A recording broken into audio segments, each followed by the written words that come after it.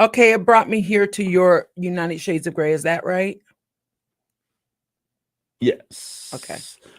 And it'll go live. I'll tag you in the stream. Okay. Hey, for those of you who are out there, we're getting ready to get started. We're going to start another. Am I talking? Am I on? Or we're going to start another edition of United Shades of Grey. We want you guys to like, tag, and share this conversation. Get your friends and family involved. Today we have a special guest with us, Dr. LaCreta Clark. She's going to bring you the real deal and give you the real facts as we have our discussions on today. And we also have our regular crew in the house as usual. So let's stay tuned. Let's get connected and let's have a great conversation.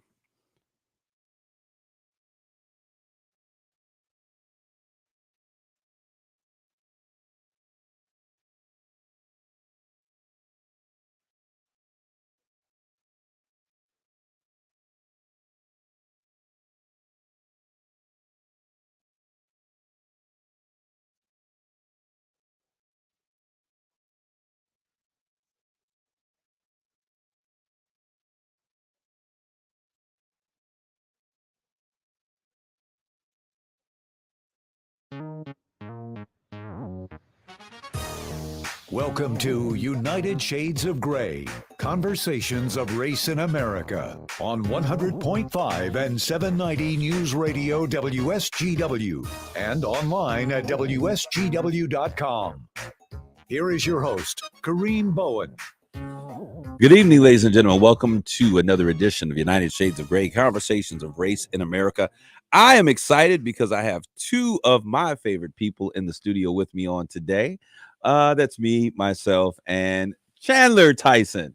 No, but Chandler, we have Chandler Tyson in the house today. He's the producer that makes all of this stuff happen for now. But we'll talk about that in just a little bit. Chandler, why don't you give a shout out to everybody? Hey, how's everybody doing tonight? I hope everybody's having a beautiful week and a beautiful weekend for those listening on the weekend. Okay, and also we have with me sitting to my right, my man, the Mark Bassett. You're not Mark Bassett, you're the Mark Bassett. Thank you. So welcome, Mark, back. Good to be back. I'm back in the Great Lakes Bay region after being in Denver last week. And he's getting goldener and goldener every time he gets back. It's nice for it to be warm for once when I get back. It's been frigid every time I get back in town. Thank you for bringing some of that warm weather back to the Midwest. We appreciate it greatly. And I'm going to, in a second, I'm going to introduce our special guest that'll be with us on today. But before that, I have to, I feel like we should be playing taps or something. Isn't that what happens when you have a fallen soldier? You get out and you play taps and there's a 21 gun salute. Well, for all of you listeners that are out there and those that you'll be listening this in repeat on Sunday at 7 p.m. Right here on WSGW. I need to give you this good news. And I call it good news because it's not bad news. It would be good news. I mean, bad news if, we were kicking you out the door and you're sliding on your ear. But Chandler, affectionately known as Chandler Tyson, take that name with you and run with it. I will. Run with God, okay? But he is going forward on to bigger and better things. Chandler, why don't you share with our listeners what it is that you got coming up and the opportunity that awaits you? Oh, yeah. I recently got picked up by, I believe, the WNEM TV5 to be a news producer over there. And I'm going to pursue that opportunity. But I'm really sad to leave the family I've got here at WSGW, honestly, because this is some of the most fun I've had in radio broadcasting since I started. Like running, United Shades of Grey. And for those of you who do know, and for those of you who don't, also Mejente on Air, just running both of those shows has been the most fun I've ever had in broadcasting. And I've done a lot of stuff in my short career. Okay, you said in broadcasting. You really live a pretty boring life then, buddy. Yeah, right. Yeah. But we're so thankful for you being here. For those of you just tuning in, and I see a couple of our favorites coming in on a regular basis. Our producer, Chandler Tyson, affectionately called by Mark and I. We've dubbed that name. So if it becomes famous, we want 20%. But we'll work that's a pretty high cut. You should negotiate that down. But this is his last show with us on today. And there's a new guy that we saw in here. Why don't we bring him in as well? So he's not, cold press when he comes in here, but the people will have seen him. He looks a little bit like Superman. He's Clark got the Kent. No, I'd say Clark Kent. Clark Kent. Yeah, you're right. Yeah. Clark Kent. Yeah. So he looks a little like Clark Kent. Why don't you introduce yourself, John, really quickly? My name's Jonathan Dent. I've been here at WSGW for about 9 months now. For those of you who tune into Saginaw Spirit, you may recognize this voice. But I'm excited to be starting here on United Shades of Grey, and also I'll be taking over for Mi Gente on air as well for Chandler. So John, are you going to continue doing Saginaw Spirit games? I hope so. We've got a while till the season. We're in the off season now, but I hope to be able to keep doing that as well. I have to make sure that I let Dick know, hey, we're sharing the same guy, the same voice. Do you go by John or Jonathan? Either one, Jonathan, Okay. Right. John. John. He's used Jonathan, by the way, if you weren't paying attention. So Who's used Jonathan? he has. I never pay attention, Mark. Yeah. What part of this did you miss? His name has been Chandler his whole life. He comes in, all of a sudden I wanted Tyson. He became Chandler Tyson. As I said, all these white guys look the same. Yeah, you know, hey, you will adapt a new name. I'm sure a new identity. I'm already thinking John B in the place to be. See, look at that. It rhymes. But we're excited. So we're excited for the opportunity for John, as well as you, Chandler. We wish you well. It is always, my desire that when people leave you, they go up. If they leave you and they go down, that's a bad sign of your time with them. So it's great to see you. And I know that they're excited. I did speak with the president of the station over there, trying to see if there was some way we could wrangle around and keep you around. But they weren't having it. They wanted you all to themselves. Right. So Ken Frierson, he's taking one of my guys. We're going to be back, Ken. This is not the last of this. You got the first. What is the first when you give a sacrificial move on the chessboard? It's called, is it a gambit?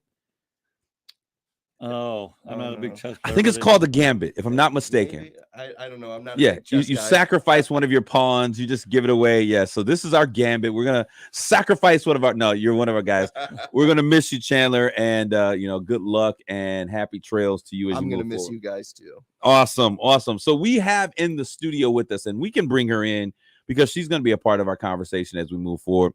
As you know, we always talk about what's hot off the news, and we have with us today Dr. LaCreta.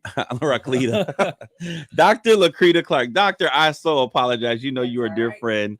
Dr. LaCreta Clark, she is the professor of educational leadership and services at Saginaw Valley State University. And other than that, she's the doctor that gets it together. All right. She'll get you together really good. Dr. Clark, welcome to United Shades of Grey. So glad to be here. Glad to be with you, Pastor Bowen. Pastor. Yes. That's one of his other specialties that you may or may not be aware of, Mark. Hey, so you got to get with the program here. I know. I've been to one of his services, actually. He's awesome. Thank you. Larry Rodarte told us that it is a gambit. Thank you, Larry. I know a few things here and there. Jack of all trades, master of none. Okay. That's kind of how we operate around here. But thank you very much, Larry. And to the point that Larry's online, I want to give a shout out, man. Larry, Mihente, Chandler Tyson, and Union Civica, man, amazing job with the turnout for the Cinco de Mayo parade. There, I guess there must have been, someone said upwards of 20,000 people that attended this parade. I'm bummed I was out of town. The biggest in the biggest in Michigan. And what was really cool, Larry, and I know you're out there listening, what was really cool is to have the city of Detroit, Southwest. When people think about, the Hispanic population in Michigan, they always say, oh, Southwest Detroit, which if you go down there to Mexican town, I mean, you get everything that you need right down there.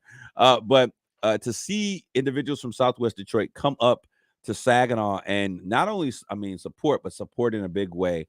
And to see just so many of them come and be a part of what was going on. I feel like we were all emerging from some big cocoon, it was like the butterfly emerging, being able to be around people and the sun and the wind and the elements and be around. It was just so fun. And so amazing. Chandler, what was it like for you? Because you kind of were managing the whole thing.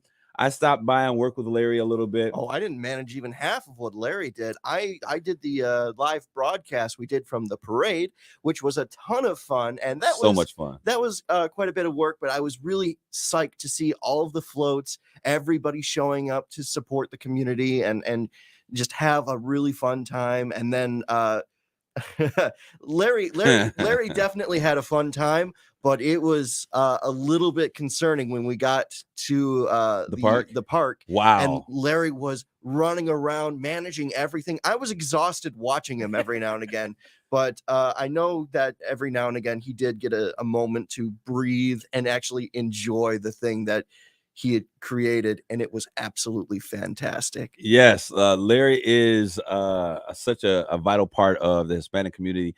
And it's interesting because when we were first having this conversation, we were talking with Mark and Dave about like, hey, who in the Hispanic community, should we bring in? I'm like, hey, there's this guy named Larry. They're like, oh, he's perfect. And there was nothing else. There were a couple other names that were mentioned, and they're like, we'll run with Larry. So Larry, we want to thank you for your contribution and everything that you do to make Saginaw such an amazing place to live, and bringing culture and all of the things that you do, which we greatly appreciate it. And one more time, salute to you and all of the individuals that were a part of that amazing day, not just the parade, but the after event. It was so cool to see, going to Jolt. Was it the Jolt Park? Jolt Credit Union Event Park. That name. That's the new name. Yeah, that's the new right. name. They're not paying me, so I'll let you say it. No, I'm just joking. But it was so cool to see that, and I was trying to get in so that we could, be a part of some of the things. And the line literally went from the park's entrance all the way to Washington Avenue. For if you don't know, I think it's probably a good 1/8 of a mile at least. And there were so many people. You're talking 3 or 4, rows wide. It was absolutely amazing. Kudos to you all. And so we look forward to having great opportunities like that, getting back out into the fresh weather and having a good time. All right, so let's get into what is the hot news, what is fresh off the press. And we talked a little bit about that recap of Cinco de Mayo, but I want to ask the question, Mark. Mother's Day, we celebrated Mother's Day. Chandler, I was traveling on Mother's Day, unfortunately, but go ahead. But you were with the mama that meant the most to you, though, my man. That's true. So you were traveling, we were flying back. It was a long day. We had to take one son to the airport in Denver, drove back, had lunch with 2 other sons, drove to the airport. Okay, stop right now. Yeah. Mary, if you are listening, hey, please, Mary, are you okay? Are you okay, Mary? I need to make sure that Mark does something special for you for Mother's Day, because you can't be just a mother. Me being me, man. That's Mark, special enough. You can't have your wife being a mother on Mother's Day. It just doesn't feel right. Like, that's the one day she gets to take a break and put on her chill hat. Yeah. But since she didn't get to chill and she's running around doing motherly duties, I'm going to ask and request, Mary, if you're out there, we're going to make sure that you get your Mother's Day tribute. You got to do something special. I will. All right. So other than that, Chandler, what did you do? Celebrate mom? I sent her a text after I was sunburned on Saturday. Oh. I was hanging out around the house trying to recover from all the stuff that was going on Saturday, but I made sure to let her know that I was thinking about her, because I don't get out to the thumb much anymore. So that's a day trip if I go out there.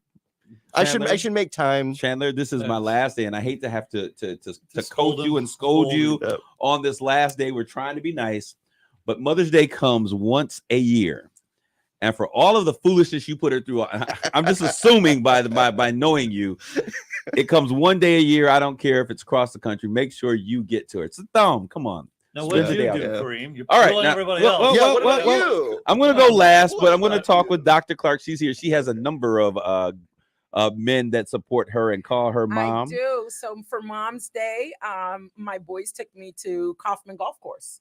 Ooh. In Grand Rapids, and we played 18 holes. We had the most perfect weather.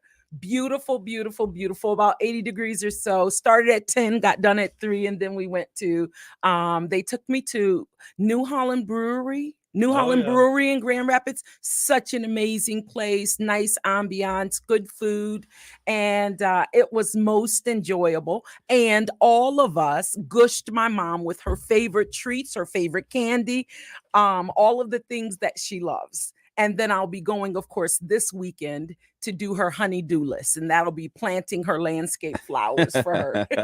Wow, you had a great Mother's Day. It was a great one. What'd you shoot? I'm not going to tell. Okay. I'm not going to tell you on air, but I'll tell you afterwards. I shot a 91. It was my first time out this season. So it wasn't hateful, but it was double bogey game all the way That's through. pretty good. The course was gorgeous. Yeah. No, it's beautiful, beautiful. Well, as you see, I had to, it just appropriate for me to put the comment. My mom happens to be in the stream. I appreciate you, Kareem, for spoiling me. I'm a good son. I love my mom, Mark. You know that. I do know that. And so awesome. it was funny. We had so many things planned. She says, "Listen, son, I'm not like you. I'm not going to be running all over the place doing a million things. But what I will do is you pick which of these things we're going to do, and that's what we're going to do. So we're either going to do dinner and a jazz concert and some other things. Of course, she got flour and candy. I'm not the only son. So which did you do? So she said, I don't want to go to a jazz because it was like from 6. It started at 2:00 and it was going to like 10:00. She was like, we're not doing that. COVID is still kind of around. I don't want to be around that many people. She's like, I'll be worn out. So we ended up going out to dinner to the restaurant of her choice. She wanted to go to Outback. I don't know why she loves that place so much, but we went to Outback. That's what she wanted to do. And we ended up spending the rest of the day. And she came to the station and she recorded my show, Straight Talk, with me and was on there with me. So we spent the day together and just kind of had some time hanging out. It was really cool. I appreciate you too as well, Mom. Well, we're going to get into our conversation. We're not going to spend this next 9 minutes. As a matter of fact, some of the other things we're going to talk about, how it's depressed, it no longer matters. It's cooled off by now. So we're going to get straight into our conversation. Mark and I have been having these wonderful conversations with ourselves, like we are the literary geniuses that we are not. And I thought, Mark is like, why don't we bring a professional in to talk about some of this stuff so we can sound like we, at least are moving in the right direction. So we have Dr. Clark with us here in studio, and we're going to talk. One of the things that we want to do is to make sure we're not just talking about race. We've had this conversation a million times, but how are we going to begin to disassemble some of the things that we're dealing with? How do we get past the tearing down walls, build bridges? How are we going to begin to get to a place that we can really begin to stick the final nail in the coffin of racism and move on to things that are more productive as a united states of America? So Dr. Clark is here, and we're going to just start because I understand, I think it was Angela Davis that made the statement that in a racist society, it is not enough just to be non-racist, but we have to become anti-racist. And that sounds prolific to me, but really, Dr. Clark, what are they saying when we have these conversations? And Mark, by any means, feel free to jump in whenever. Well, when, in the context that she says that, it's really dealing with this idea of actively resisting or rupturing racist language, racist ideas and beliefs, and really trying to have an impact in dismantling systemic racism. When we talk about racism, it's about this belief that there is that race is one of those fundamental tenets that determines traits, abilities, competencies, capabilities, and that allows a group or a race to have superiority over the other. And so when we're talking about racism, that's what it is. It's the fundamental belief that race determines one's abilities or competencies, and thereby inherently creates a superiority, inferiority between races. Okay, now, Dr. Clark, when you say that, we talked a little bit about the idea of race as a social construct to enforce those issues. Sure. Could you please kind of address that? Because many people out there, we really think that race is black or white, and it really means something. It's a little bit of both. Yeah. Biologically, there's race, but then there's social classes and things like that. It's well, you're right. And so when we talk about racism in that context, we're talking about systemic racism. This construct, the ability to establish that race is a fundamental tenet that determines abilities or characteristics or traits. When we say that belief then becomes embedded in society, in our organizational structures, in our institutions, then we're talking about systemic racism. And it's not black or white. It's, I would argue, both and. However, we have to be very clear that race in America has primarily been about the marginalization of African Americans from as far back as slavery, Jim Crow laws, and to even today, new Jim Crow laws. So when we talk about racism, we're talking about the impact it has on society, and in particular, how it disproportionately or negatively affects some groups versus the others. And so how it affects African Americans, how it affects Latinos and Hispanics, how it affects marginalized communities. And this idea that race can determine one's ability first, it's ludicrous. Where did that idea come from? Where did that? There's two different things in a certain sense. There's one aspect of like race determines ability. There's another thing of like marginalizing groups. And this is a debate Kareem and I have sometimes, where sometimes I think it's not necessarily racial, but it's socioeconomic. And certain races tend to statistically fall in different socioeconomic groups because of the history of this country. The history of this country built on racism and racist activities and systemic racism. Let's just kind of unload it though, so that our audience really understands. When we talk about racism, we're talking about how it affects people educationally, how it affects us in housing, how it affects us in laws and policies, how it affects one in employment and health and healthcare. And so we can look at each of those things in our society, and we all have to confess, irrespective of our race, that there are certain groups who have been negatively impacted, disproportionately affected, and there is a legacy of that ill effect that still affects today. In 1930, this concept of critical race theory, I think people conflate critical race theory and culturally relevant teaching. CRT is not CRT. Critical race theory is a 1970s concept that was developed by Derek Bell and Kimberly Crenshaw and Richard Delgado. Yes. And this concept was for the purposes of looking at 1930s housing, right? It's a legal framework that says, let's look at the institutions, policies, laws of our society with a lens on how race has played into it. And I guess that occurred because of the fact that that was the first time that the Supreme Court or the law system, the legal system, actually began to define racism. Absolutely. And how it was implemented. Absolutely. And so it came as an academic concept at the higher education level, and particularly in law is where it began. Now, of course, it is a framework that's utilized in every subject academically, right? But critical race theory, let me dispel this rumor. It is not taught in school. Critical race theory is a framework used at the higher education level to say, let's look at our society and determine how race has played an impact. So what does that look like? That looks like redlining. Right. Absolutely. So there are certain places where you can't live.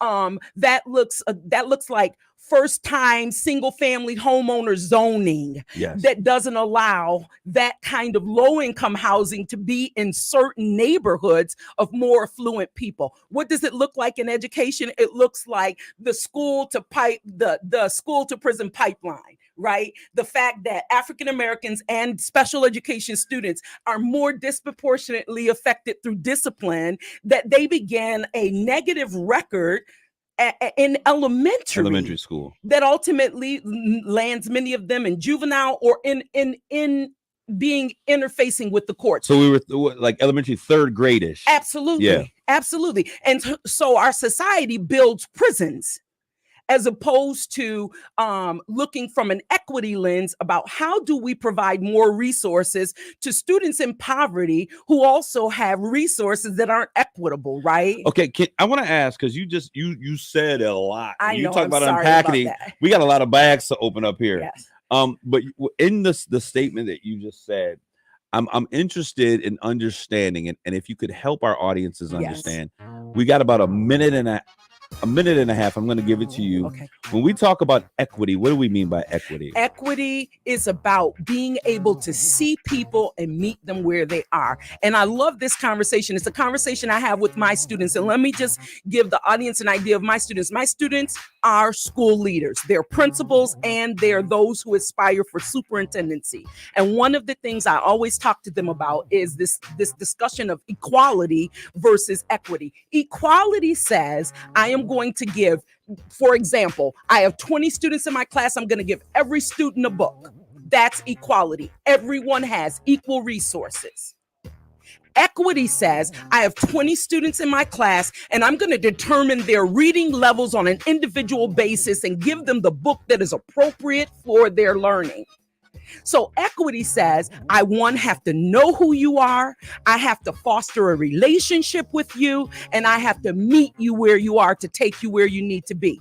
That means I have to know you. Equality, I don't need to know you. I can give you a name. And one of the things that always bothered me was when my sons came home and said, I'm number 37. No, you are Marquise, Marquin, Marlon, or Marshawn. So numbers, equality says we can just give people equally.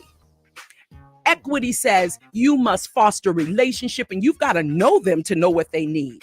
And so equity is about meeting people where they are and providing the relevant resources for what they need. Wow. We thank you. We're going to be back. We're going to take a quick commercial break and we'll be back with more United Shades of Gray.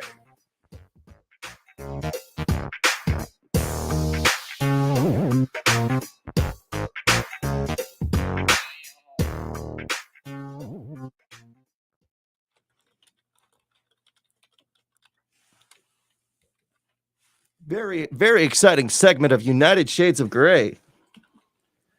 Yeah, great information. I was glad to have you here. I've had you on my other show before, and I think maybe we've talked about you coming here. And I think that you provide a great relevance and a wealth of information that, Mark and I were tiptoeing through the tulips, kind of gingerly talking about things. Yeah. But we appreciate you being here today. Thank you. I appreciate you all having me here. And I do want you to allow me time to unload culturally relevant teaching, which is what is really in the courts right now. People are banning books because they're using this notion that we're teaching critical race theory, which is a lie. The Heritage Foundation is one of those groups that says you're doing a disservice to students, but culturally relevant teaching is not critical race theory. Okay. What were you going to say? I was going to say, I'm all for equity. The question becomes, our education system isn't set up for that, given the resources they've got and the funding they've got. And I would argue that's not true. Okay. I would argue, yes. Okay. I would argue that it's not true. I would argue that the system has the resources. They just have to restructure the system so that it works for those who are in the system. Equity says we're going to look at our entire system and we're going to say resources go to the places of greatest need. So I would argue that our system does have it. Having been in education now for 32 years, we've got plenty of resources. Just where we're but we choose through decision makers where those resources go. So give me an example. Well, we should probably have this discussion on air. Actually, yeah, we're going to take this back into the show and have a really awesome conversation.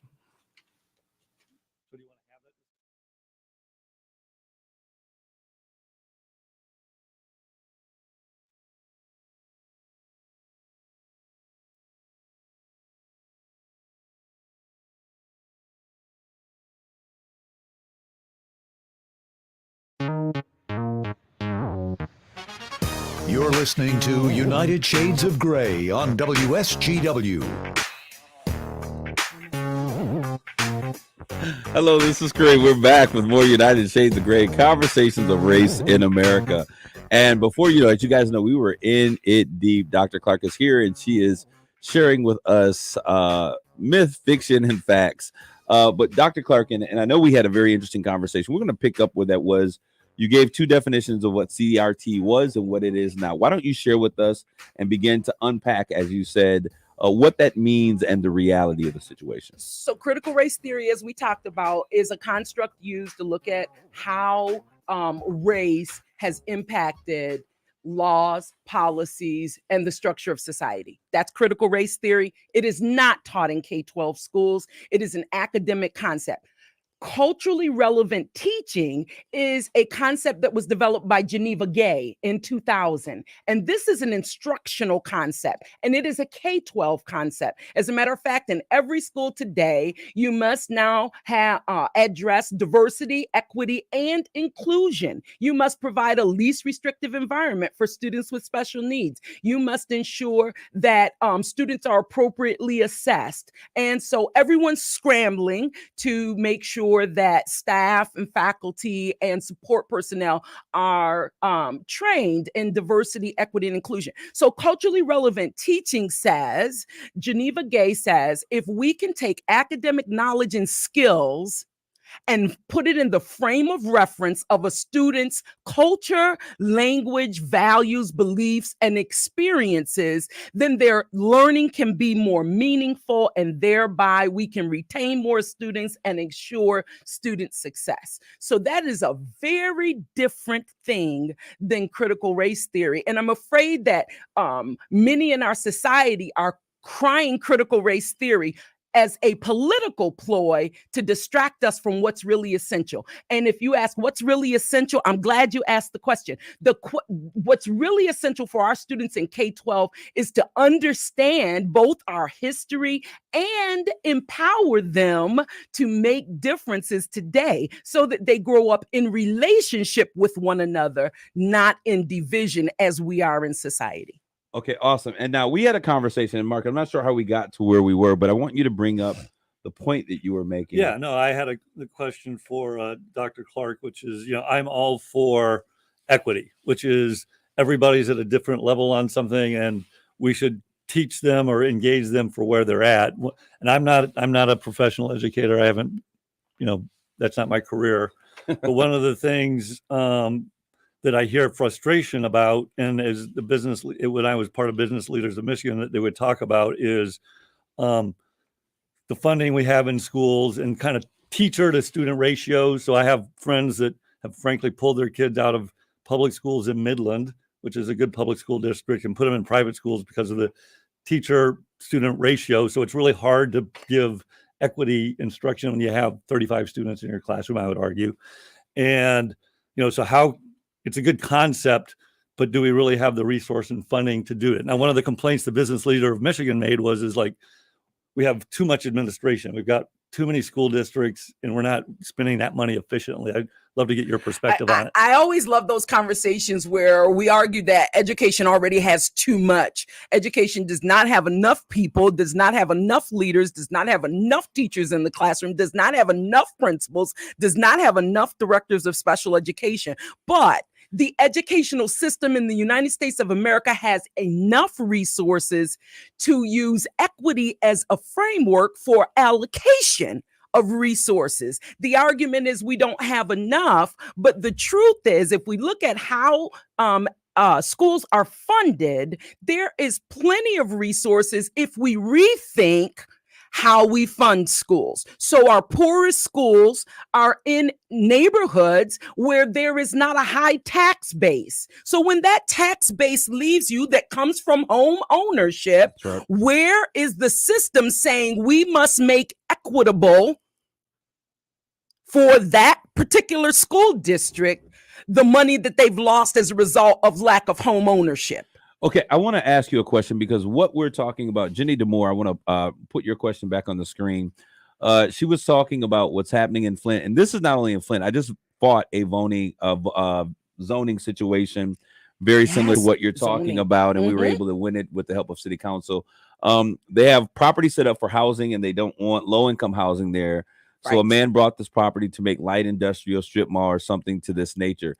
The exact same situation that we were dealing with in the North Side First Ward District. Yes. So her question was, is this an example of the type of things that we consider institutionalized in our housing system? It is. It's systemic racism. The system, through an argument for legal laws, the system is structured to make sure that certain people don't live in certain areas. I brought this up to a realtor. So I live on a corner lot in Saginaw Township. And I said, Why is on the corner lot in Saginaw Township, within 10 to 15 miles of me, every corner house is occupied by an African-American family? You know, I live on a corner lot. Absolutely. And you pay double taxes. So that brings me to the question, what kind of systemic structure is in place where realtors take us to corner lots, right? In places where historically African Americans have not been able to live, even here in Saginaw County. Yeah. I lived across the street from the first African American who was able to live in Saginaw County Township, and he told me the history of all of the problems he had his first 5 years of living there. So when we talk about systemic racism, we are talking about exactly what your audience member just said. They can zone and call it legal zoning and effectively eliminate the possibility of certain groups not living I got to play devil's advocate here. Maybe it's something in us as African Americans that we grew up to like the corner lots. I mean, to be honest, I find it hard to believe. I mean, you ultimately have the choice of where you buy. We do. We have the choice of where we buy, and we have the choice of where we want our kids to be educated. Sure. And sometimes that choice is limited by what you're shown. But you have Zillow. You can go online and look at anything. Well, we're talking 20 years ago when Zillow didn't exist. Right. And we're talking about when social media wasn't a reality. 20 years ago is very different. And so now what becomes public and known, because we have social media and because we have Zillow. So you're saying those tools actually help to bring some equity to the situation? Absolutely. Today, this is a conversation because what has been invisible in systemic racism historically now becomes visible. Oh, we see that with the criminal justice, right? The situation with the criminal justice system and absolutely, Kareem. I was just about to say that with the George Floyd case. Yep. And let's not even. If we took the rest of this show to name every African American male who has been murdered for reasons that don't justify murder, Mark. Thank you. You're welcome. We know that there is a problem, racial profiling. When I have to have conversations with my sons, that my colleagues who I work with at the university never have to have a conversation about what you do if you're pulled over by a police. Put your hands on the wheel, don't move. That is my dinner conversation with my children.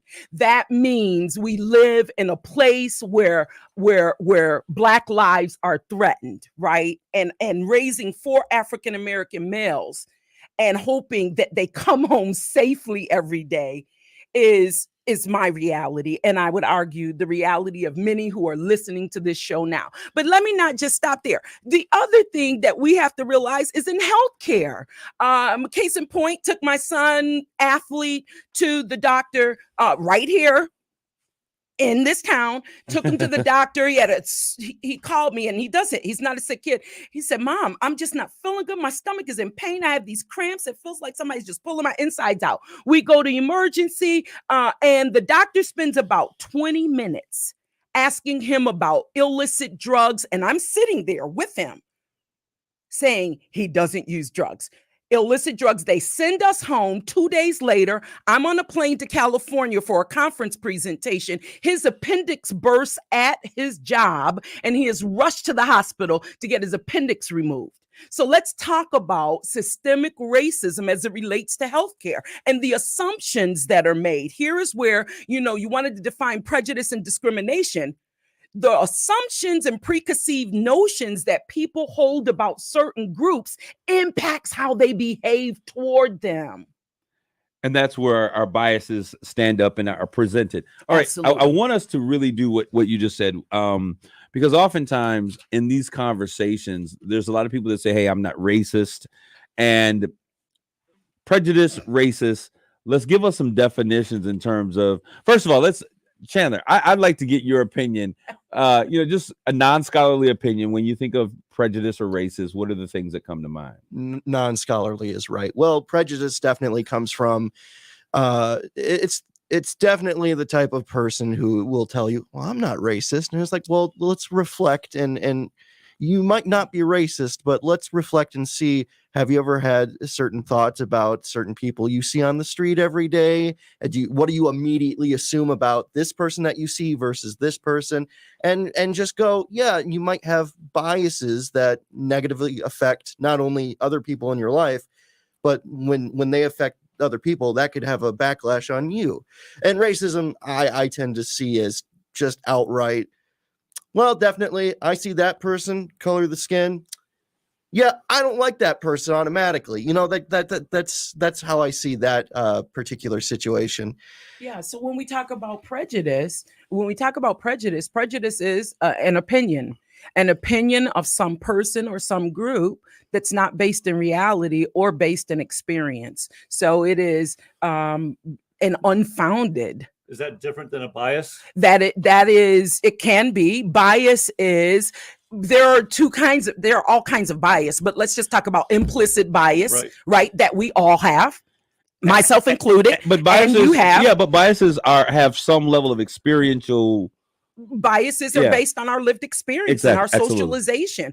So the truth is that we all hold them. Absolutely. The problem is when we don't check our biases and we allow it to impact our decision making and how we treat other people. That's when biases become dangerous. Does that become a prejudice at that point, or is that racism? Well, I think we're getting into semantics when we talk about that. Okay. Prejudice is, I don't like you just because you're black. Okay. Right. Chandler, I don't like you because you're white. I have no basis for it. I have no lived experience for it. Right. It is unfounded. That is prejudice, right?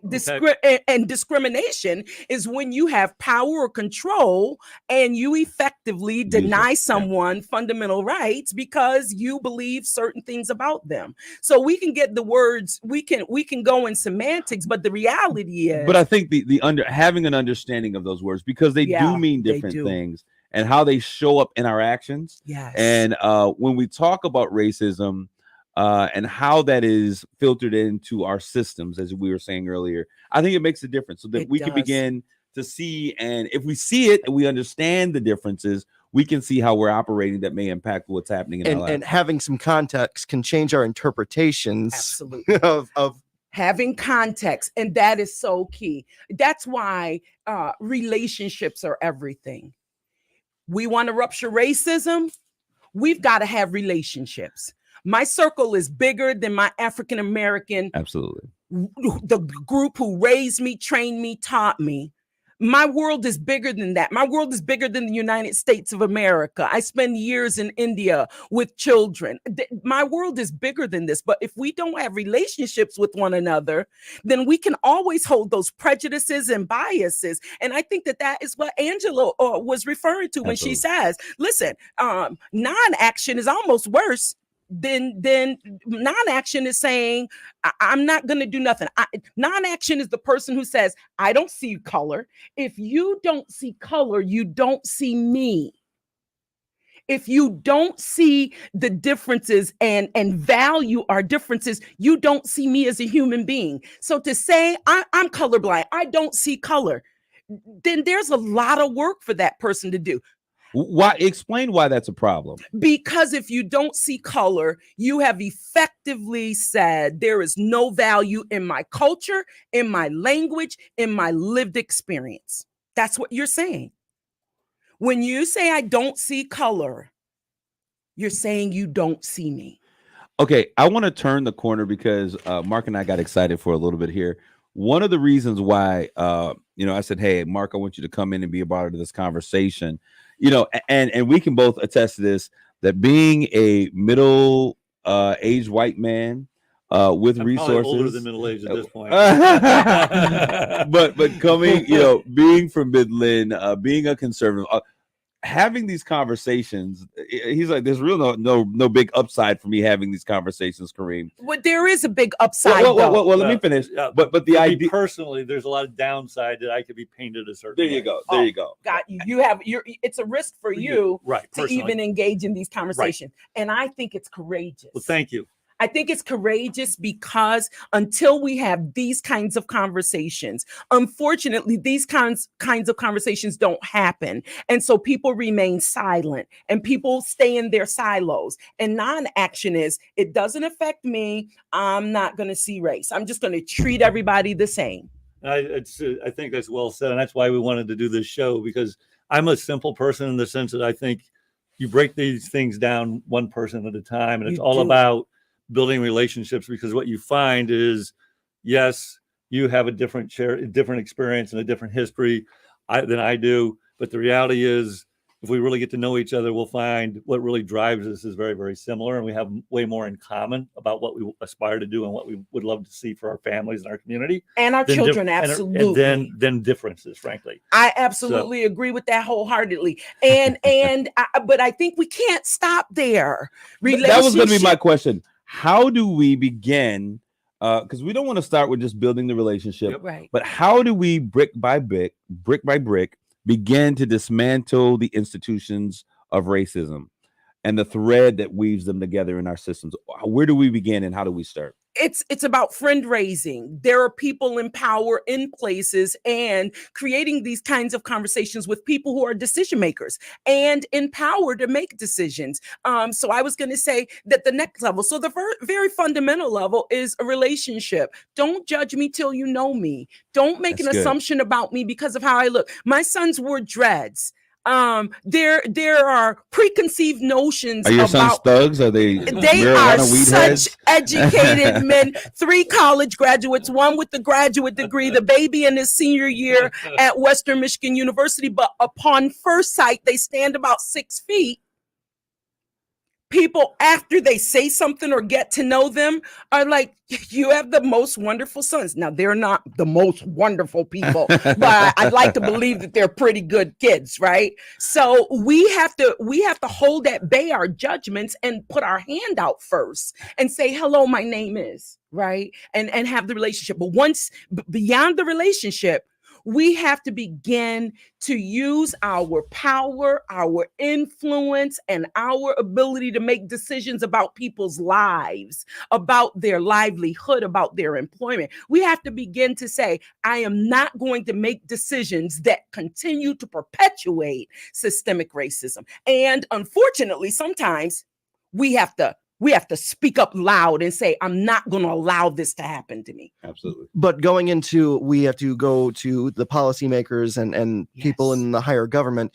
What happens, and this is a concern that comes from a lot of people in my generation, I've noticed specifically. Sure. It seems like a lot of our current policymakers live on a level that, even with all of the context in the world, even with all of the, charts, graphs, and first person, experiences that you can provide, they live on a level where any sort of context is completely alien to them or even comes across fictional. Well, I don't think it's alien. They're choosing that it's highly politicized at this point, and they're all fighting to stay in power, basically. I want to agree with Mark again there. I told you he's not a bad guy. I want to agree that what's going on in our world today is highly politicized, but I don't want us to miss the mark. The reality is that even in our neighborhoods, even in our Saginaw County, there is still much work to do. There is still discrimination in employment. There is still discrimination in housing. There is still discrimination in opportunity. So we still have work to do. And it really is at that fundamental level that Mark said. It's the relationship building. It's being able to step out of our comfort zones, and it's the willingness to want to be educated. You ask, you think about what's the biggest barrier to dismantling racism? It's a willful choice to be ignorant. Mm. That's the biggest barrier to racism. It's a willful choice to be ignorant, and it's a choice to use privilege and power to buffer yourself and become isolated. But until we really address it in society, we can't improve life for all people. Okay, so go ahead, Mark. I was going to say, you use some words there around privilege and buffer, and I don't know that Mark loves the word white privilege. I don't like that. I don't like that. I'm bothered by that I won't waste time on that. Right, but we have to also recognize privilege. Yeah, I prefer the word advantage.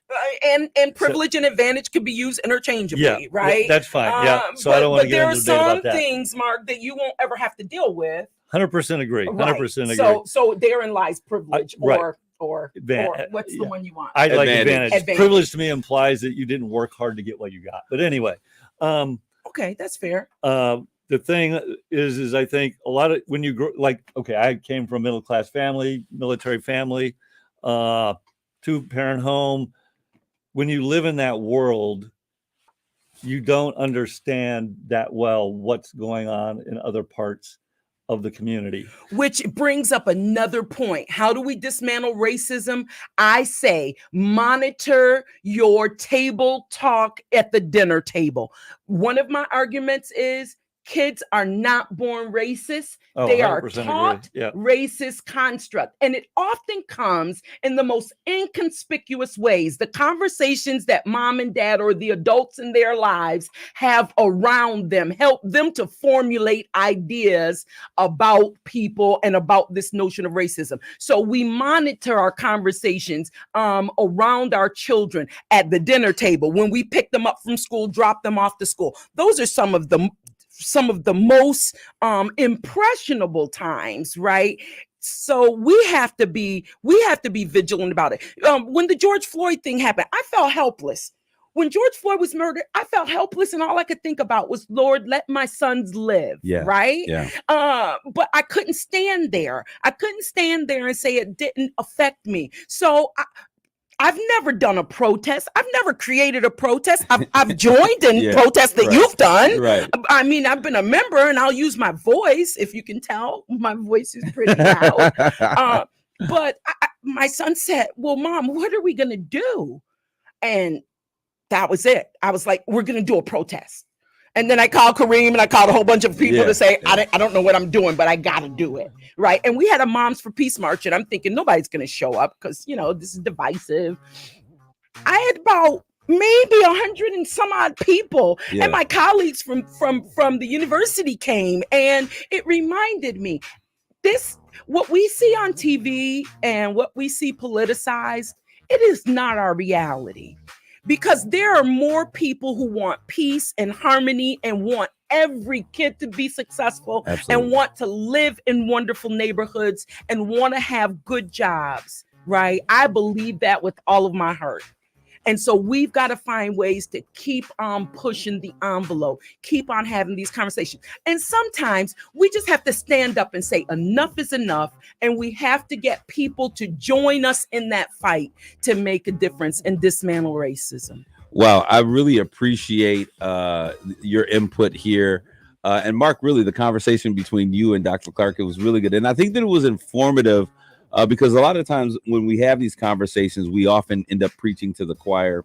So to have, some difference of opinions and to bring some clarity and understanding is very important. Now, one of the things that I will tell you, and I've said this from the very beginning, that we can change anything that we're willing to have a conversation about. Yes. And that's why the name of this show, United Shades of Gray. There's no blue states or red states. There's not white issues or black issues. We all suffer and have the same issues. But we long for the day that we can truly be United Shades of Gray. Thank you guys for listening. We'll see you guys next week.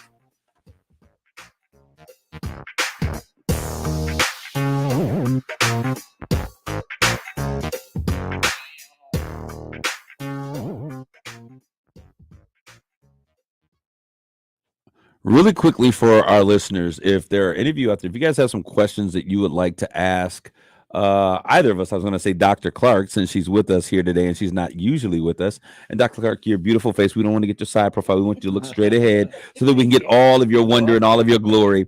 We want to give you guys an opportunity to ask any questions that you might have of Dr. Clark, those of you that are with us in the social stream. And I know Jenny DeMoore, you were asking a question in particularly about Flint and their housing situation. But I tell you what, Dr. Clark, I want to ask you about, and this is more environmental justice, the situation that took place with Flint and their water crisis. How would you qualify that particular situation, and how does that fit into the conversation that we've had today? Well, let's look at the people who were affected by that. the people who were affected by that overwhelmingly were African American, in areas of poverty, and you have decision makers making decisions that affect their lives, and their voices are not included in that decision making. I can't help but see that as a result of systemic racism. How do we say that it's not systemic? What if we, because the thing is, it's not, it's more poverty, it's more One of my economic. debates is it really socioeconomic, not necessarily racially motivated, socioeconomically motivated. That But poor also, people don't have a voice, basically. that's right. Tierney McLaughlin wrote the book Naming Silence Lives. We legislate about people. We create laws about people. We determine where they're going to live. We determine where new single family housing is going to be. We determine what schools they're going to go to. And it is based on our social construct of society. So I argue that it is racism because our SES is based on a systemic racist system. SES. The system, socioeconomic status, right? So people like to say that, well, it's the socioeconomic status that really causes this to happen. Well, that was established based on racism in America. So you're really talking about the same thing, but sometimes it's more comfortable for people to say socioeconomic status really determined it. They were poor, they were in poor places, and, poor people just don't have much. Well, then we have to rethink society and the institutions of society, especially education, housing, health, and healthcare, and employment. And we have to determine, how do we equitably reallocate resources so that we can have a positive impact on poverty, and ensure that even kids in poverty will get a quality education, because they'll be taking care of us when we are getting old. Chandler? A few things that I've seen brought up many times during conversations like these, would things like socialized healthcare, like in other, basically almost every other system in the world, socialized healthcare, would that assist? Or even, and this one is the most radical, and I don't know if it's the best idea, but it is an idea. What is it called? Where we give everyone in the country a minimum basic income. Yeah. Would that, like, and obviously if you're doing a skilled job, if you're a doctor, if you're a teacher, obviously your income will be increased based on the things you do. But would a minimum basic income assist in, like, helping stem these disparities? Yes. Yeah, Chandler, that's good. All of those. Let me say all of those. If we had healthcare for everyone, no one would be afraid to walk into the emergency room because of the bill that they're going to get. Right. If I knew that I could go to an urgent care or a hospital that's near me if I'm in trouble, or for even preventative stuff, right? And I didn't have to worry about a bill because I just got a job. It doesn't pay me a living wage. So I am determining whether I buy food this week or gas to get to work, right? So yes, healthcare for everyone. How about education? How about all the way up to the associate degree? Every kid in America has a guarantee that their education will be paid for up to an associate degree. I got a question. Well, go ahead. No, go ahead, Mark. I'll let you get yours. At some point, you get to a position where people have to pay for this, and you're never going to have a system or policy that makes everybody happy. And so my thing on healthcare is, yes, it is not equitable, but in a lot of ways, for a big percentage of this population, it's the best healthcare system in the world. There's a reason why people fly in from all over the world to get healthcare here. Mark, I want to say this. And the last thing I want is the government running my healthcare system, because the government can't run anything effectively. Okay, I mean, and you can go off into arguments about who does it.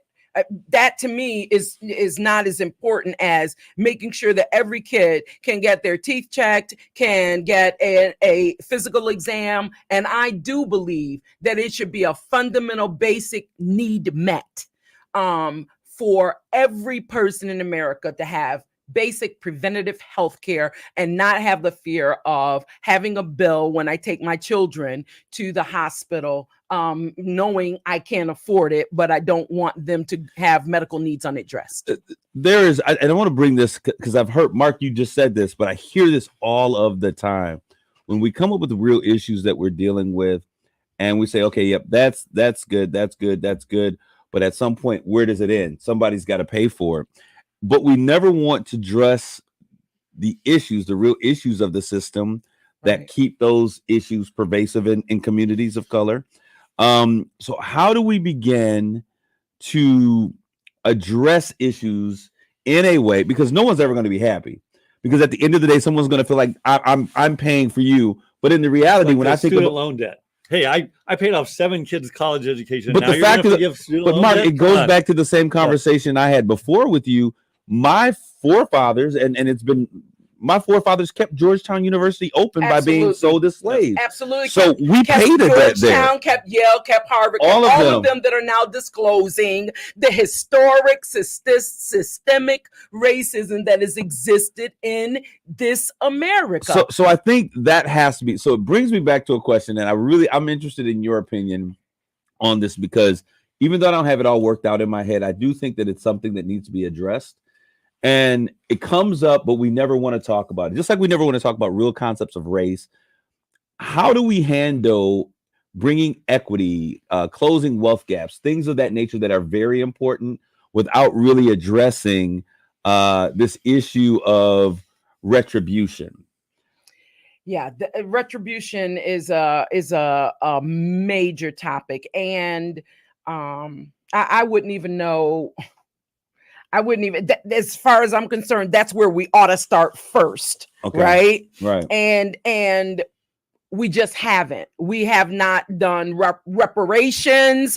We have not even as a country acknowledged the egregious behavior that has disproportionately affected people. And let's not even talk about the trauma that people live with on a daily basis as a result of that. So that's a long conversation that we have to keep having, and we have to keep pushing the agenda. But I'll tell you what we can do. We have to really vet our political leaders. Who are the people we're putting in office at the local level, at the regional level, at the state level? Who is our voice that is moving our agenda, right? And how do we hold them accountable for what does and does not get done? Okay, Chandler, were you going to ask a question? I probably was, but I've lost it now. So. Okay, but I'll tell you, when you started talking about agenda, I want to ask this question, because this is something that comes up. Why in Black America is there always a Black agenda? We have to have our own instead of buying into the concept of what already exists. Because what already exists does not often serve our fundamental needs. And so I think that until we get to equity, I hear what you're saying. Ideally, we'd like to just say, let's have one agenda and meet everybody's needs, except we're not in power. We're not the decision makers. And ultimately, those in power and decision makers will make sure that their needs are met, and what is left over gets everybody else's. So if we don't go in with an agenda, then the risk is that the things we need most get lost in the let's be happy and do this together. Would you agree that for Black America, and I'm not asking you to speak for Black America, but I'm here, and I can't. Okay, but would you agree that for Black America, the idea of what I just presented, that there would be only one system, that there wouldn't be a need for a Black agenda, that there wouldn't be a need for a historically Black college, or all of these things that we have that are, Black this, that the desire is that eventually we could get to a place that we could just have where everyone is included under one agenda or one concept? Absolutely. I would love for us to be there. Case in point, I have 4 African-American sons, and I'm going to inherit 4 Caucasian daughter-in-laws. And I just love it. Love them, love their families. And yet I have in the back of my mind, how is this world going to treat them? Right? Mhm. How are they going to be treated by a world that is relatively racist? But do you think they'll be treated better today than they would have been 50 years ago? Well, I would definitely they would. That's a no-brainer. Yeah. Because these 50 things years ago they didn't even have some rights that we Right. have today. Because where I'm at is these things need to change, but these kind of things don't change overnight. They don't, and it takes time, and that's why I think So Kareem wait, says, wait. And that bothers me. yes, But that's reality. No, I know it's reality, but the thing is, just wait your turn. It's not gonna. and that's not what I'm saying. I don't want Okay. you. No way. We should not wait our turn. Our turn has been up, and that's why I say part of what we do is relationship build, but the other one is holding decision makers to the fire and making sure that they're held accountable for the decisions you make. I can't tell you how many people I've seen passed over for jobs in this Saginaw County who were well qualified. But because of the systemic system that employs by virtue of nepotism, that employs by virtue of friends, well qualified African Americans have not gotten their fair shake in places where they should be leading. And I'm not afraid to say it. So sometimes you just got to use your voice. Sometimes you just have to stand up and say, I will not accept this. It is not okay. And be willing to have that fight. I've done that. I'm so glad that you chose when you said nepotism, Yes, and friendship, because yes, that exists. it's the thing. but No, let me say this, doctor. No, I want to say not. this. Nepotism is not a human condition. It is a social construct that is But- reinforced by exactly. systemic racism. But this is what It's not a this You is don't think condition. different races can have nepotism? But this is the thing. Yes. Hold on 1 second. This is what I want to say. The reason why that statement is so important is because many times it shows up as nepotism. Yeah. It shows up as favoritism because of friendships. Yeah. And the reality of it is, so it's not racial. How do you know that this person knows this person? If every individual that's ahead of every company, Yes. if 49 out of 50 of those individuals happen to be Caucasian. Yeah. And there's a system at play that's not racist, Right. but it's nepotistic or whatever you would call it, or it is a friend-based system, then it is going to be very difficult. It is the same system at play. It is a racist system that is still in operation, that is looking at my friend pool. If I never fish outside of my pond and I fish in my neighborhood, then the only people that are ever going to be a part of my pond are the people that are in my neighborhood. Absolutely. The cry is for everybody. We need to increase diversity. We need to increase the number of underrepresented persons in our organization, our company, or our business. And I'm going, so why aren't you looking at historically Black colleges and universities? Why haven't you expanded your umbrella beyond your clique, your social club, the people that you are most comfortable with? There is no reason where we cannot where we should say it is okay for every leader to be Caucasian and say, well, that's a fair system. Yeah. No, that's not a fair system. And we have to wonder why. What disallows them from being successful in the employment of well-qualified people who happen to be African-American, Hispanic, Latina, underrepresented populations? What is it? If the system is broken, we have to investigate it, dismantle it, and build a system that is more reflective of an equity lens. Wow, I think that's a great way for us to end this conversation. I want to thank you guys for our afterglow, the after show. We certainly thank you guys for tuning in today. Thank you, Dr. Clark, for being here today. Thank you for having me. Chandler Tyson, we're going to miss you so much. But Jonathan, I'm gonna He's miss got big all of shoes this. to fill. This- Jonathan's got big shoes to fill, Jonathan. Jonathan's Are you over there in ready the corner for like, whoa. Absolutely, yeah. It's going to be quite the transition here, figuring out getting my feet under me and all that.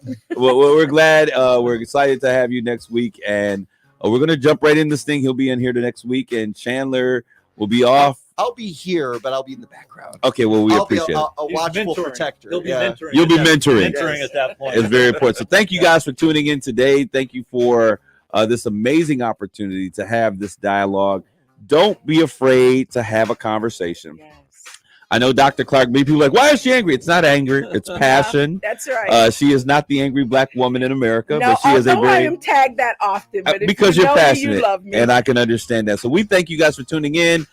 We certainly hope that there's no longer black and white, but we can really move to there's a place that we are actually United Shades of Gray. Thank you for tuning in. God bless.